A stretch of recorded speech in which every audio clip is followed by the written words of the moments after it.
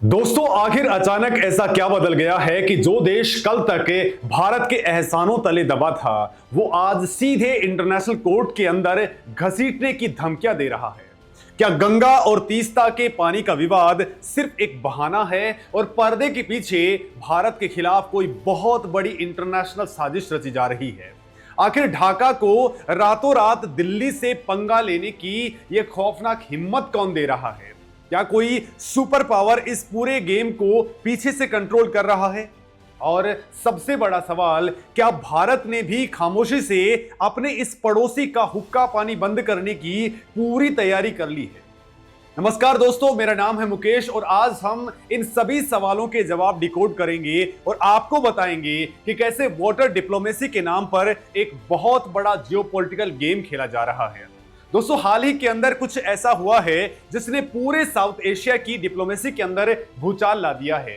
बांग्लादेश के नए प्रधानमंत्री तारिक रहमान ने पीएम मोदी के बुलावे को सीधे तौर पर ठुकरा दिया है और भारत आने से साफ इनकार कर दिया है। इतना ही नहीं, अगले महीने होने वाले ब्रिक्स समिट से भी किनारा करने की खबरें सामने आ गई हैं। दोस्तों, ये कोई साधारण कूटनीतिक फैसला नहीं है, बल्कि एक सीधा मैसेज है कि बांग्लादेश की नई लीडरशिप अब भारत के साथ में एक अलग तरह का पावर गेम खेलना चाहती है। लेकिन दोस्तों, भारत भी कोई कमजोर खिलाड़ी नहीं है। रिपोर्ट्स बता रही हैं कि भारत ने भी खामोशी से अपना कड़ा रुख अपना लिया है। बांग्लादेशी नागरिकों के लिए भारत द्वारा टूरिस्ट वीजा बहाल करने में जो देरी हुई है और जब उसे बहाल भी किया गया तो लॉन्ग टर्म वीजा वाली पुरानी व्यवस्था को पूरी तरह से हटा दिया गया है। ये सभी इस बात का साफ इशारा है कि नई दिल्ली ने अब सख्ती से डील करने का मन बना लिया है। और दोस्तों, अब इस पूरे विवाद के केंद्र में जो चीज है वो है पानी। दोस्तों, बांग्लादेश के जल संसाधन मंत्री शाहुद्दीन चौधरी ने ढाका के बिलाल ऑडिटोरियम के अंदर जो कुछ कहा है वो सिर्फ भड़काऊ ही नहीं, बल्कि सीधे तौर पर भारत की संप्रभुता को चुनौती देने वाला बयान है। उन्होंने फरक्का बैराज को बांग्लादेश के लिए एक मौत का जाल बता दिया है। उनका आरोप है कि भारत ने फरक्का के बाद में गंगा के किनारे बैराज और लगभग 900 तटबंध बना लिए हैं, जिससे बांग्लादेश का भारी नुकसान हो रहा है। अब दोस्तों सोचिए, जो बैराज भारत ने अपने नेशनल इंटरेस्ट और कोलकाता पोर्ट को बचाने के लिए दशकों पहले बनाया था, आज उसे एक मौत का जाल कहकर के इंटरनेशनल लेवल के ऊपर भारत की छवि खराब करने की कोशिश की जा रही है। इस मंत्री महोदय ने खुलेआम धमकी दी है कि अगर जरूरत पड़ी तो बांग्लादेश अपने अधिकारों की रक्षा के लिए इंटरनेशनल कोर्ट और दूसरे ग्लोबल मंचों का भी रुख कर सकता है, यानी यूएन भी जा सकता है। ये अचानक उठा हुआ कोई तूफान नहीं है, इसके पीछे एक बहुत बड़ी टाइमलाइन काम कर रही है। दरअसल दोस्तों, भारत और बांग्लादेश के बीच में 1996 के अंदर हुई गंगा जल संधि 2026 के दिसंबर के अंदर खत्म होने वाली है। इसके रिन्यूअल का समय नजदीक आ रहा है और ढाका इसी बात का फायदा उठा करके भारत पर प्रेशर बिल्डअप कर रहा है। बांग्लादेश की मांग है कि नई संधि के अंदर 1977 की जल संधि की तरह एक गारंटी क्लोज शामिल होना चाहिए, ताकि उसे हर मौसम के अंदर पानी की फिक्स मात्रा मिलती रहे।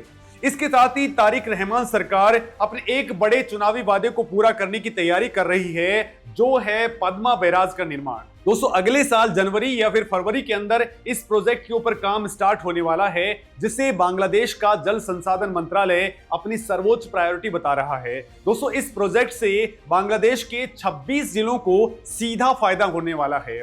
लेकिन इस प्रोजेक्ट को कामयाब बनाने के लिए उन्हें भारत से गंगा के पानी की फुल गारंटी चाहिए और इसी गारंटी को हासिल करने के लिए अब इंटरनेशनल दबाव की ब्लैकमेलिंग का सहारा लिया जा रहा है। गंगा के अलावा एक और बड़ा मुद्दा है, वो है तीस्ता नदी का। तीस्ता नदी हिमालय से निकलती है, सिक्किम और पश्चिम बंगाल से होते हुए बांग्लादेश के अंदर एंटर करती है और आगे जाकर के दोस्तों ये ब्रह्मपुत्र के अंदर मिल जाती है। उत्तरी बांग्लादेश में लाखों बंगालियों की आजीविका और कृषि इसी तीस्ता के पानी के ऊपर डिपेंडेंट है। लेकिन दोस्तों, वेस्ट बंगाल के लिए भी ये नदी एक लाइफलाइन है।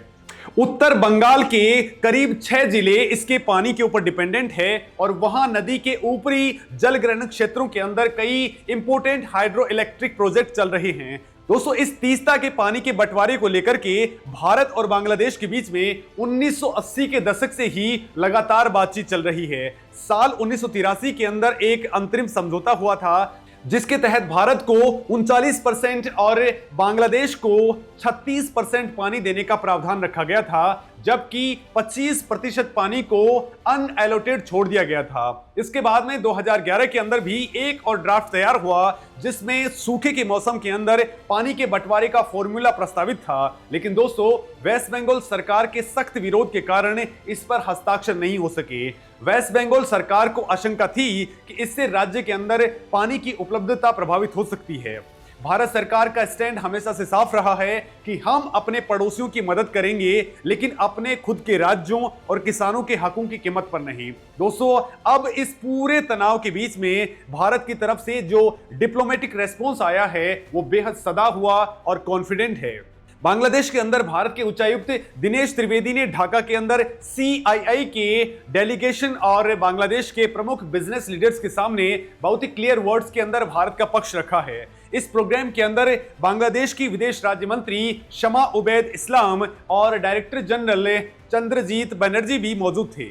दिनेश त्रिवेदी ने साफ कहा है कि किसी भी लंबे और मजबूत रिश्ते की बुनियाद आपसी और बिना शर्त भरोसा होता है। दोस्त सच में एक दूसरे की समस्याओं को समझते हैं और अगर ऐसा नहीं है तो वो दोस्ती नहीं है। उन्होंने पीएम मोदी का एक बहुत ही महत्वपूर्ण मैसेज भी कन्वे किया।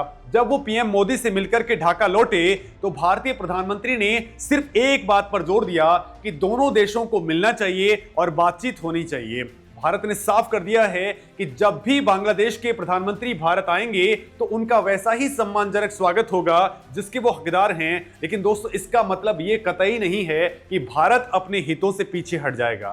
अब इस पूरे नैरेटिव के पीछे की हिडन लेयर को दोस्तों डिकोड करते हैं। आखिर बांग्लादेश को ये कॉन्फिडेंस मिल कहां से रहा है? दोस्तों मीडिया रिपोर्ट्स और ढाका के कुछ स्ट्रेटेजिक सूत्रों के मुताबिक तारिक रहमान की सरकार ये जताना चाहती है कि वो भारत विरोधी तो नहीं है, लेकिन साथ ही वो अपनी जनता के सामने कमजोर भी नहीं दिखना चाहती है। नई सरकार अपनी नेशनल डिग्निटी और संप्रभुता के नाम पर एक ऐसा नैरेटिव सेट कर रही है जिससे वो अपनी आवाम को ये बता सके कि वो दिल्ली के सामने झुकने वाले नहीं हैं। उनका मानना है कि अब भारत की तरफ से कोई ठोस राजनीतिक कदम और बड़ा कदम उठाया जाना चाहिए, जैसे कि पीएम मोदी का ढाका में दौरा हो, तभी रिश्ते आगे बढ़ेंगे। लेकिन दोस्तों भारत की स्ट्रेटेजिक थिंकिंग बहुत ही क्लियर है। नई दिल्ली किसी भी देश के ऐसे दिखावटी और ब्लैकमेलिंग वाले रवैये के सामने झुकने वाली नहीं है। मोदी सरकार की विदेश नीति हमेशा से इंडिया फर्स्ट रही है। अगर बांग्लादेश को लगता है कि वो चाइना या फिर किसी वेस्टर्न पावर के इशारे पर भारत को इंटरनेशनल फोरम के अंदर घसीटने की धमकी देकर के डरा लेगा तो ये उसकी सबसे बड़ी स्ट्रेटेजिक भूल साबित होगी। दोस्तों भारत के पास में बांग्लादेश को काउंटर करने के लिए सिर्फ पानी ही नहीं बल्कि इकोनॉमी, ट्रेड और सिक्योरिटी के अनगिनत लेवरेजेस मौजूद हैं। बांग्लादेश की इकोनॉमी बहुत ही बड़े लेवल पर भारतीय सप्लाई चेन और ट्रेड के ऊपर डिपेंडेंट है। अगर भारत ने अपनी तरफ से ट्रेड बैरियर्स खड़े कर दिए या लाइन ऑफ क्रेडिट को सस्पेंड कर दिया तो ढाका की पूरी इकोनॉमी चरमरा सकती है। इसके अलावा दोस्तों जिस तीस्ता और गंगा के पानी के ऊपर वो अपना अधिकार जता रहे हैं उनकी चाबी भौगोलिक रूप से भारत के ही पास में है। दोस्तों इंटरनेशनल लॉज भी अपस्ट्रीम देशों को कुछ हक देते हैं और भारत ने हमेशा एक जिम्मेदार पड़ोसी की तरह व्यवहार किया है। लेकिन दोस्तों जब बात नेशनल इंटरेस्ट की आएगी तो भारत किसी भी इंटरनेशनल दबाव के आगे कॉम्प्रोमाइज नहीं करेगा। अगर हम 1996 की गंगा जल संधि के इतिहास को थोड़ा और गहराई से देखते हैं तो ये समझौता 30 साल के लिए हुआ था। इसका मेन मकसद ड्राई रीजन के दौरान पानी का एक फेयर डिस्ट्रीब्यूशन था। लेकिन दोस्तों 1977 के एग्रीमेंट के अंदर जो सख्त गारंटी क्लोज था उसे 96 के अंदर बदल दिया गया था। अब बांग्लादेश चाहता है कि 2026 के अंदर जब ये संधि रिन्यू हो तो वो पुराना क्लोज वापस लाया जाए। ढाका के लीडर्स का तर्क है कि भारत द्वारा फरक्का बैराज के जरिए पानी रोके जाने से उनके एग्रीकल्चर और इकोसिस्टम के ऊपर बहुत बड़ा असर पड़ रहा है और बांग्लादेशी लोगों के अंदर भारत के प्रति नकारात्मक धारणा बन रही है। लेकिन दोस्तों वो ये भूल जाते हैं कि भारत की भी अपनी भारी डोमेस्टिक जरूरतें हैं। बिहार, यूपी और वेस्ट बंगाल के अंदर करोड़ों किसानों का जीवन इसी गंगा के पानी के ऊपर डिपेंडेंट है। भारत अपने लोगों को प्यासा रख करके किसी दूसरे देश के राजनीतिक एजेंडे को पूरा नहीं कर सकता है। जल संसाधन मंत्री का यह कहना कि फरक्का एक मौत का जाल है, पूरी तरह से एक प्रोपेगेंडा है। ये बयान तथ्यों पर नहीं बल्कि एंटी इंडिया सेंटीमेंट को भड़का करके घरेलू राजनीति चमकाने की एक सोची समझी साजिश है। अब दोस्तों बात करते हैं तीस्ता नदी के पीछे छिपे असली ग्लोबल खेल की।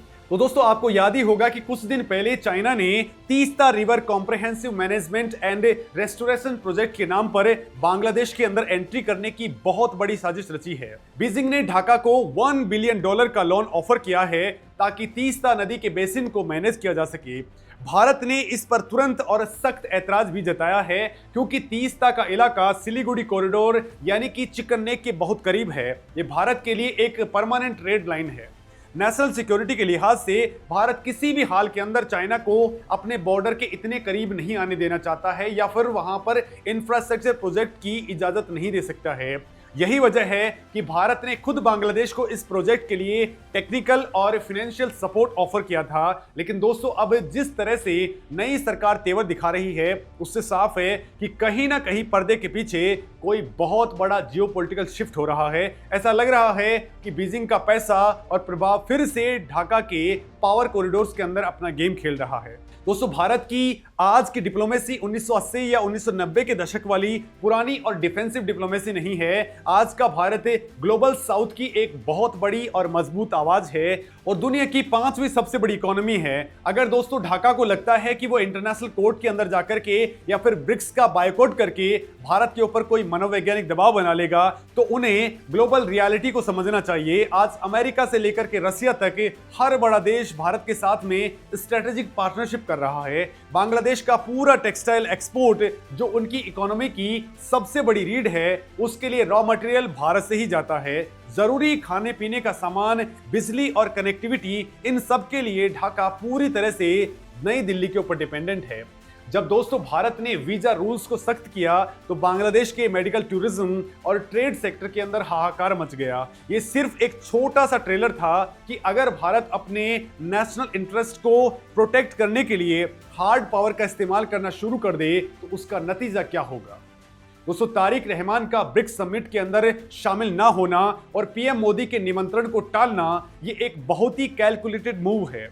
दोस्तों सोर्सेज ने बिल्कुल सही पॉइंट आउट किया है कि ये सरकार भारत विरोधी नहीं दिखना चाहती है लेकिन वो अपनी संप्रभुता के नाम पर एक हार्ड लाइन स्टैंड लेना चाहती है। असल में बांग्लादेश के अंदर एक बहुत बड़ा रेडिकल और एंटी इंडिया धड़ा है जिसे खुश करना इस नई सरकार की सबसे बड़ी राजनीतिक मजबूरी बन चुका है। शेख हसीना के सत्ता से जाने के बाद से जो वैक्यूम क्रिएट हुआ है उसे भरने के लिए अब हर नेता भारत को विलेन बना करके अपनी कुर्सी मजबूत करना चाहता है। ढाका यह भी कह रहा है कि भारत को शेख हसीना का प्रत्यर्पण करना चाहिए ताकि वहां एक सकारात्मक माहौल बन सके। लेकिन दोस्तों भारत का स्टैंड इस पर भी लोहे की तरह अडिग है। भारत कभी भी अपने डिप्लोमेटिक प्रोटोकॉल्स और शरणार्थियों के नियमों से समझौता नहीं करेगा, खास करके तब जब मामला एक ऐसे लीडर का हो जो हमेशा से भारत की एक मजबूत सहयोगी रही है। दोस्तों दिनेश त्रिवेदी ने जो बात कही वो सिर्फ एक डिप्लोमेटिक बयान नहीं था बल्कि एक बहुत बड़ा विजन है। उन्होंने कहा कि ये उम्मीदों वाला बांग्लादेश है और उम्मीदों वाला भारत है। ये लाइन अपने आप में एक बहुत गहरी है। इसका मतलब ये है कि भारत अभी भी एक प्रोग्रेसिव और पीसफुल रिश्ते की उम्मीद कर रहा है। अब दोस्तों इस पूरे मामले पर आपका क्या कुछ कहना है उस बांग्लादेश को लेकर के जिससे इस वक्त इस्लामिक नाटो में शामिल करने के लिए पूरा का पूरा पाकिस्तान छटपटा रहा है? क्या ये बांग्लादेश एक बार फिर से पाकिस्तान या फिर तुर्की की गोद में ही बैठ जाएगा या फिर वो चाइना के इशारे पर इसी तरीके की हरकतें करता रहेगा? और इसका निपटान करने के लिए भारत को और क्या कुछ कदम उठाना चाहिए? कमेंट में अपनी बात जरूर कहें। नमस्कार।